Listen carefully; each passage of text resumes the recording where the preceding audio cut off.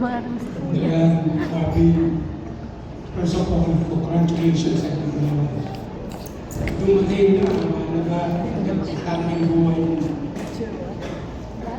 Ang payo ko lang sa inyong mga anak ay magmahalan kayo, paalagaan nyo ang bawat isa, magtulungan kayo, sipag at tiyaga para mamatong tayo sa ganito.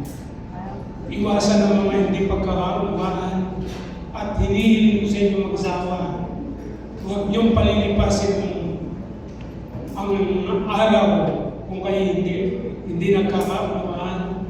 Tapusin at kung ito'y tatagal, magkakarihan na kayo. Yan ay base sa aming naranasan.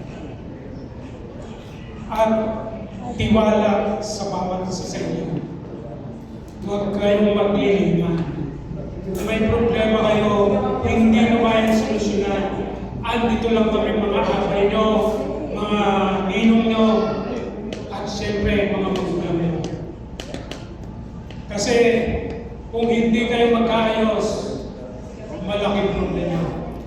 Lahat ay hindi magiging ayos.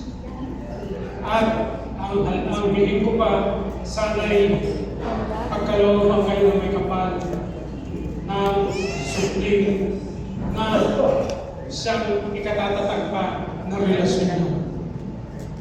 Uli, binabati ko kayo dalawa. Ang aking unika, iharis nila at sumapin. Congratulations. Thank you so much for that heart-warming message coming from the father of the bride, Mr. Demuthito Fiesta. And now